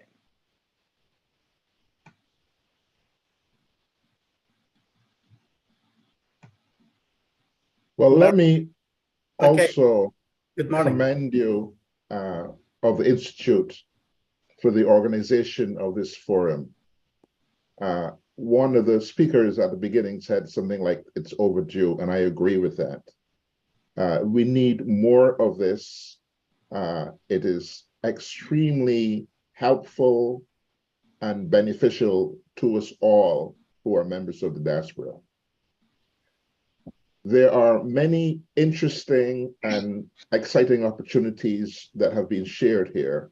And there are many individuals who have participated in this who represent the various aspects of building our social, cultural, and economic development through tourism. One of the thoughts that occurred to me as an outcome of listening to all that we have heard is that we need to put some energy into finding a way to identify what resources each participant, be there a speaker or a listener, have. Also, what needs do they have to accomplish what they want to do, and find a way for us all to become a team to work together to pursue supporting the projects that have been presented. We will also need to identify the priorities, but the main outcome to me from experiencing this wonderful forum is a strong need for each of us to find a way to connect much more efficiently and find methods to support each other. And I look forward to working with you on enabling that to happen. Well, good morning. I would like to just commend RISA, Institute Tourism, for having created the International Community Tourism Network, which I think is a way forward for this group, because we are one happy family, as we should be, and we have done a great deal of work through the IPT and also the country-style villages as business. I was glad when one of the speakers talked about the villages, because that is our focus in the Caribbean region, where people want to enjoy village life. Even if they're staying at an all-inclusive or at a hotel, they want to enjoy being there as well. So I think the way forward is to have a unified approach with the whole concept of community economic tourism, which Rudy Page is here created, to showing that we're going to improve the economy of each community. And I think, Risa, with all due respect, you're creating the International Community Tourism Network is a very positive way forward to bring everybody on board. And I'd like to thank you and Ludo Moore for his insight into the mission of peace, because the mission of peace covers culture, heritage, everything. If you don't have peace with that, then we're not going anywhere. Thank you very much. Thank you. Raisa, if I may, I would like to call on Lou to ask him to share one thing, because Kitty Pope talked about attending an African Heritage Diaspora Trail event in Bermuda. And I would like to ask Lou to talk about it, because all of that was originally launched by the Minister of Tourism from Bermuda at an IIPT global conference or summit in South Africa. So Lou, would you mind please speaking a little bit about that history, if you would? Lou, you are muted, please. Unmute yourself. Don't you unmute yourself, Lou. Unmute yourself. Risa, can you do that for him? No, I can't. Okay. Okay, well, we'll share that history later, but the Minister of Tourism from Bermuda was so impressed with the work that Lou and the Institute was doing that he launched the African Heritage Diaspora Trail at a global summit in South Africa. And we're very grateful to see the fruits of some of that labor being manifested, and I agree with many of the things that Mark, Lee, and Diana have said on behalf of the Institute. So thank you again, Raisa, for all that you do. Thank you so much, sir. Thank you. I still don't see Mr. Vincent van der Poel. Are you back? Because he was supposed to speak. Raisa, Vincent van der Poel Wallace had to chair a function at 11:30, so he had to leave. So we can conclude our presentations now and just take the question and answers. Okay. So Sharon, first of all, thank you so much. You have done a great job. Unfortunately, we just had some connection problem, but it was really great. You did great, and you have been working so many days on this. Thank you so much. And I want to ask everybody to just put your hands together for her. She did a great job. Thank you so much. So I hope your connection is okay now. So please continue. Indeed, my pleasure. Please go ahead, Sharon. I'd also like to say that we are grateful for the partnership of Lamid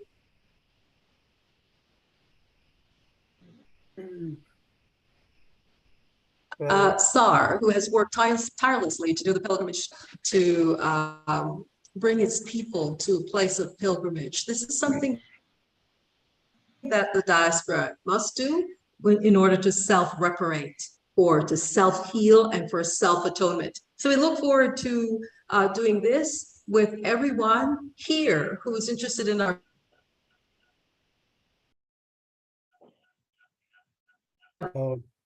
Okay, we lost her again. So I'm very State sorry, of the Sharon, African we Diaspora cannot Tourism hear Ministry will be you. working on such trade and economic development. We need unity in all fronts. Thank you so much. Thank you. Thank you so much, Sharon. So if anybody has any questions, any comments, Mr. Ambassador Ireno, do you want to add something, sir? All your Thank you very presentations much, except lead moderator. Thank you one very will take much. away something Sorry? that I can't. Sharon, sorry, we cannot hear you, please. So it doesn't. And give them a different insight about diaspora tourism, its power, its strength. Playing wordscapes only 10 minutes a day sharpens your brain. Yes, Mr. Ambassador Ireno, please. Thank you very much, Nid. I just wanted to say how grateful I am to have been invited to join this discussion. And I recognize the great devotion, the determination manifest in almost every person that has spoken, starting with the minister from Ghana. Naturally, I've heard what Brother Sar Lamine has said. I recognize what was said by Professor Lee Hamilton. My feeling is that I think we complement each other in this thing. This dialogue, for most of us, is for the first time. And I would appeal that the Institute for Tourism organize another get-together like this. I was only told to prepare something for 10 minutes, and therefore I didn't really say all I had to say. But in short, we are on the same page. Africa has to think African, and Africa is global. It's a pity that Africa seems to have been left to the continental piece, the geographical piece. Africa is the humanity in the people that feel African. And this is why I slipped in the Maori and the Aboriginals of Australia.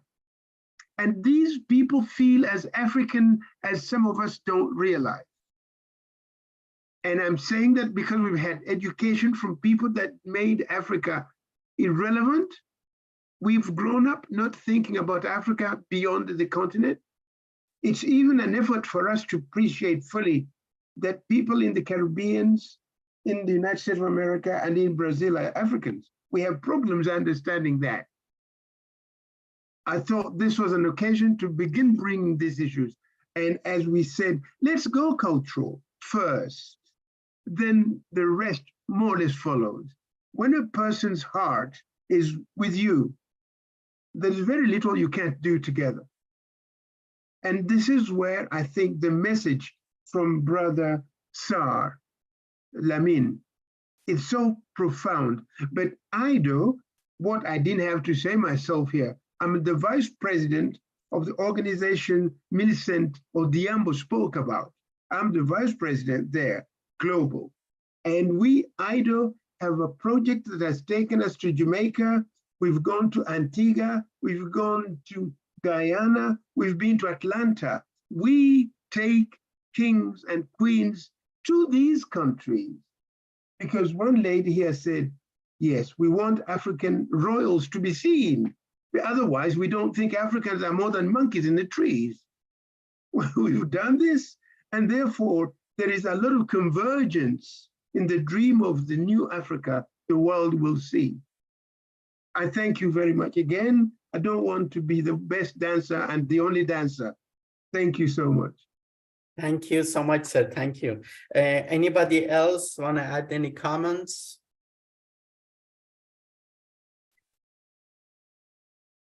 Mr. Charles DeBow, are you still here, sir? I think Brother Lamin is putting up his hand, sir. Yes, sir. Please, Mr. Lamin. Please unmute yourself, Mr. Lamin. Okay. Oh, I have. Sorry about that. Thank you very much. I just wanted to add one or two things. One thing is there is a fourth piece to sustain the interaction of all peoples of African descent. We need to get the children involved. And I perceive or conceive the idea. I used to be the deputy managing director of the Gambia Ports Authority. And during that time, I used to receive ships that travel even from Russia, from Europe. They're filled up with students, young students, who are scheduled to spend the whole semester at sea, traveling with their teachers and their professors and taking lectures and spend the whole semester and doing their tests and exams and visiting other parts of the world. I conceive also as part of this whole project that I mentioned, an student exchange program at 3 levels. One, university exchange programs, the University of Nairobi, or the University of the Gambia, or the University of Ibadan can actually have an exchange. If the University of Gambia, for example, costs a student $100 to attend for their tuition and books and stuff, and Howard University costs $10,000. A Howard student whose parents have already paid $10,000 for the semester or for the year for their child can send that child to come to Gambia, and the child in Gambia who paid just $100 but still running the same curriculum can travel and get the education from that payment that has already been made by this guy who is now in Gambia and also studying from their students exchange that way. When you have the students at semester at sea program, you bring young people from all over the world, people of African descent. They spend a whole semester together with their teachers. They learn together and they go, I call that, where did they take our ancestors? And they can start from an African port and travel across the ocean to the Caribbean, to South America, to the South in North America, to everywhere slaves were taken. Then they will learn, because when we were growing up, there was very little talk about our ancestors having been taken away. That was not part of our history. We will be able to provide an opportunity for them. And I think we can actually get UNESCO to sponsor such types of activities. These are some of the things that we can do to sustain. The children will develop a relationship that will be everlasting, and they will see their relationship from childhood. What we are talking about is not about overnight riches and overnight change. It's a gradual development. And I think if we do all these things, we will be able to get to where we want to get to. We bring our scientists to work together. Why can't we, if we need, why do we have to have kids, our qualified people go on working in laboratories and stuff somewhere else because they don't think they are getting the amount of pay that they deserve? We own all the gold, most of the gold in the world. Mansa Musa destroyed the gold market when he traveled to Mecca with all that gold. And that goal is still here. It's one of the reasons why Malians are kicking the French out of there. One of the reasons, and I'm not even talking about the conflict right now in Niger. They will not leave us, but coming together, we will be able to stand up and have one voice. Africa is the center, is our shared home, and we need to talk to each other and to understand that we are brothers and sisters, only that some of us were taken away, but that does not cut away the bloodline. If I can trace somebody, probably one of my ancestors. I had one of those people taken was my ancestor. I don't have that in record, but this is possible, and we can all come. But just the fact that we all see ourselves as Africans, you can't be asking for more. And then we can have a single voice. We don't have to have a 5-nation Security Council that makes all the decisions. We have to have a seat there with one voice, and we speak for all of us. We exchange things. If for example, some Jamaicans who have experience in growing sugarcane come to the land of Africa and grow sugarcane enough that we can export to the whole world. That doesn't belong to Africa, it belongs to all of us, and the Jamaicans and everybody gets benefits from those things. Somehow we need to change the economic situation and the world order, because the world is actually unjust, is in tatters, and we need to come up with what's right for us. And when we decide on what's right for us, we will also decide for what's right for the world. Then our contribution to the world will be much more positive than we have experienced up to now. Thank you very much. Thank you very much, sir. Thank you. I just had a question. I don't know, actually, it comes to my mind. I think there are around 60 million African American in US. Anybody has idea how many % of those travel back to Africa at least once or sometimes? Because I think that's potentially economically also very important. Even I think 10% of those travel regularly to Africa is going to be 6 million. So any data, anybody has any statistics on that? I don't have the data, but I can get that for you and get it to you. Absolutely. You so that's important. And where are they and where they're going to as well. I'll try to get that broken down for you. Thank you so much, sir. Thank you. Anybody else ask questions or comments? If I could, the one little tidbit about the data, unfortunately, there's not a consistent definition of what a tourist is and what visitors are. So from country to country, you'll see, most of my work is in Ghana, and very often we're considering people that are there for education, people that are there for media, business, etc. We're calling them tourists and counting them towards those numbers, but that's not why they're there. And so it really blurs the picture of what we're actually trying to do. So I think maybe that's something that we can address in another call at some point, because the data is incredibly important if we're building infrastructure, education, training, et cetera, around it. So thank you. Thank you so much. In fact, we work also with the Black American in tourism. We did also last year or so also with our colleague, Mr. Timothy Malsha, webinar about the discrimination in tourism, which was more about the Black Americans. And I can already announce that in October, we're going to have the second part of the diasporas in tourism. So definitely all of you are invited. So if anybody else want to add something. Thank you. Yeah, I'd like to add something. Thank you. My name is Jacinta. I'm joining from Seattle. I'm from Kenya. I will also be sharing in with some information. I'm in destination marketing because Kenya is interested in the African American audience as travelers into the destination. So we've conducted some,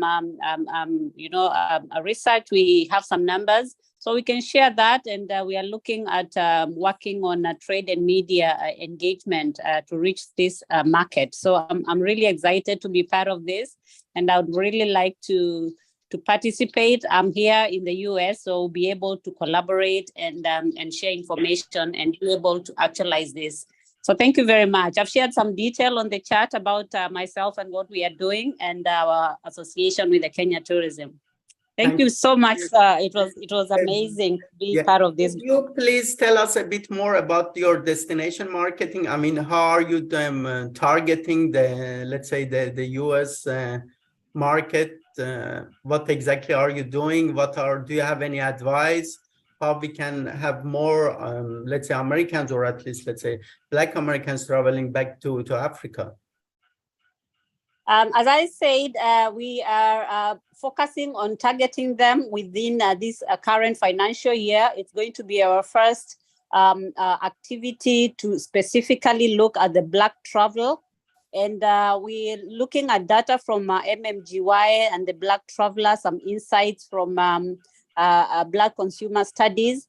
And we've identified that the market is big in terms of spend. They spend about 129 billion on leisure travel, and that was 2019 figures before COVID.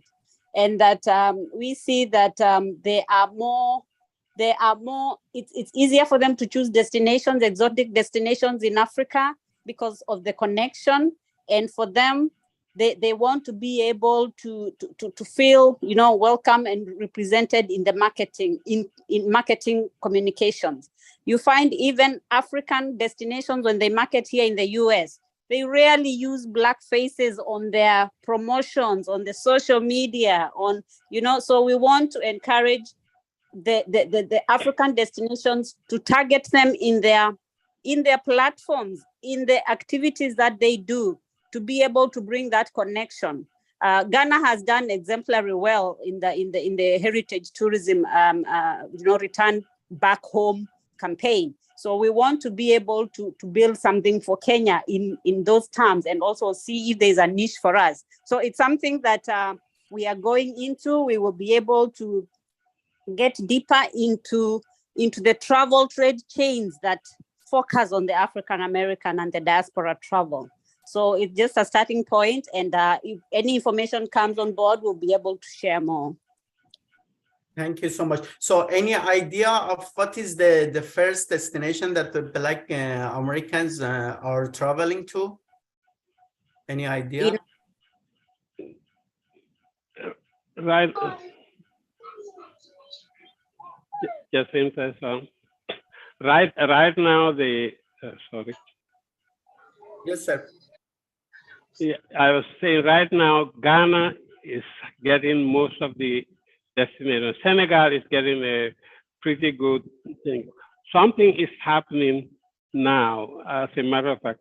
The African Americans are coming to the Gambia because of roots, and they are buying land and building homes and settling here. There's a movement of people that are coming here and stuff. And of course, you may be aware of the of these development projects where residential development is like the Wakanda project. It's a $13 billion project that's being propagated, being developed in Ghana to bring people there. And in Senegal, you also have a $3 billion project that's going on by these Senegalese American musicians.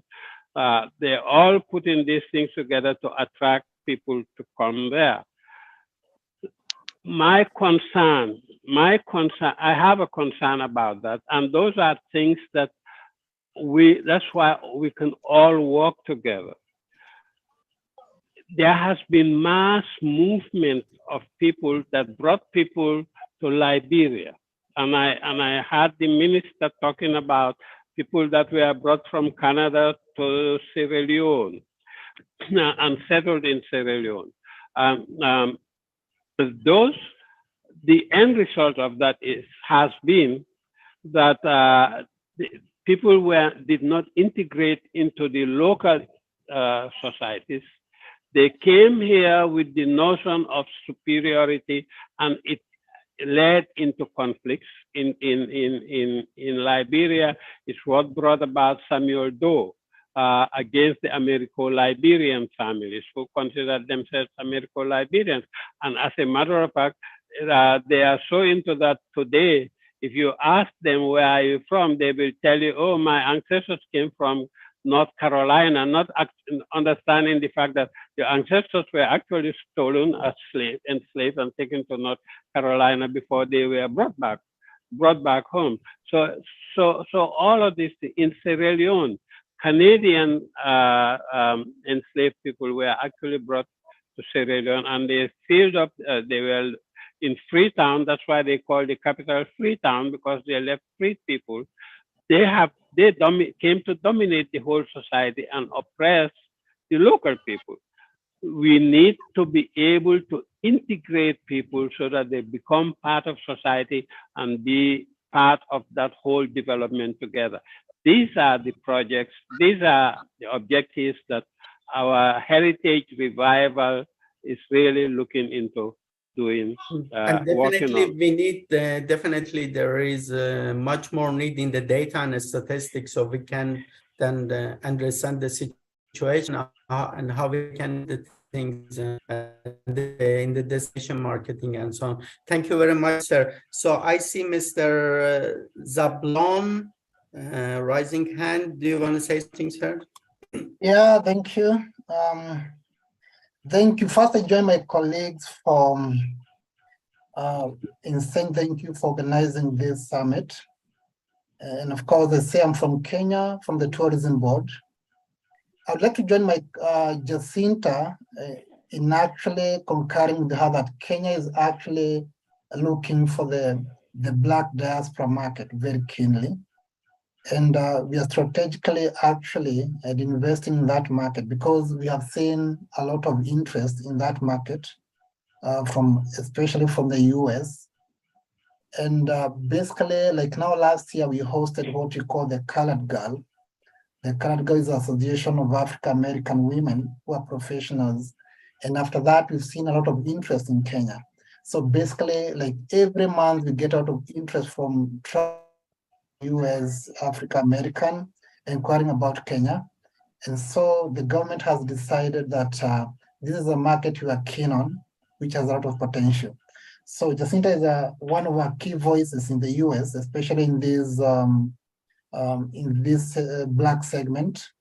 And we hope to work together with all the participants here to make this possible, because we are one as Africa, one world, as the president of the National Chamber of Commerce said. So thank you. Welcome to Kenya. We say karibu in Swahili.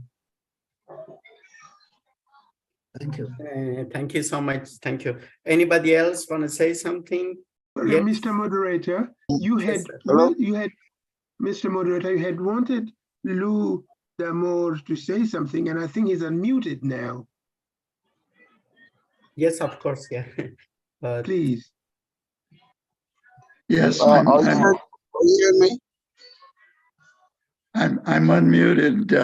Finally figured out how to do it. Thank you very much, Riza, for this excellent presentation, and Mr. Mamboka for noticing I was unmuted. You are to be congratulated for this tremendous conference. Timothy mentioned the Bermuda minister and the Africa Diaspora Heritage Trail that he launched. He was inspired to do it at our Amman Summit in the year 2000. And then in 2002, we had a conference in South Africa where he presented his idea of the Africa Diaspora Heritage Trail, and then announced it in a Bermuda conference that he had the following year in Bermuda. And I'd like to thank Kitty Pope for her following up on all of his fantastic vision, and Kitty has continued to promote the Africa Diaspora Heritage Trail, and we congratulate her for her efforts all during these years.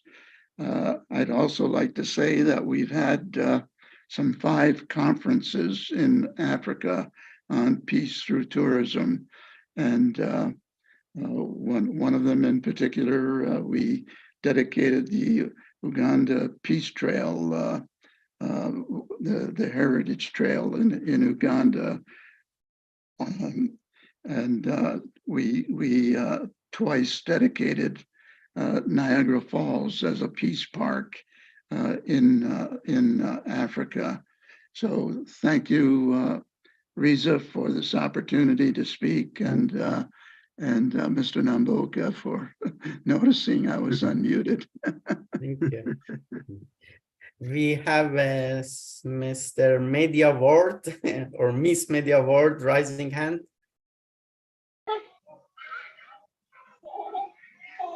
Media Ward. Okay. So anybody else want to say something before we end this summit? She needed to be told to unmute herself, maybe. Yeah, well, I cannot do that for her. So I just want to thank again Minister Sharon for helping so much and organizing also this with us. Thank you so much, and all the speakers and all the colleagues and friends from IIPT and others. Also Rudy Page, I don't know if he's still here.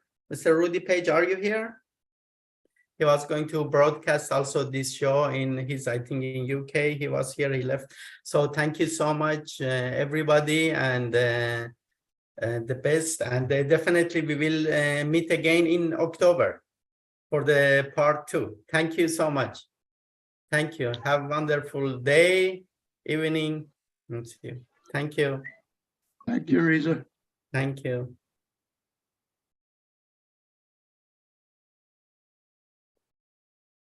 Diana.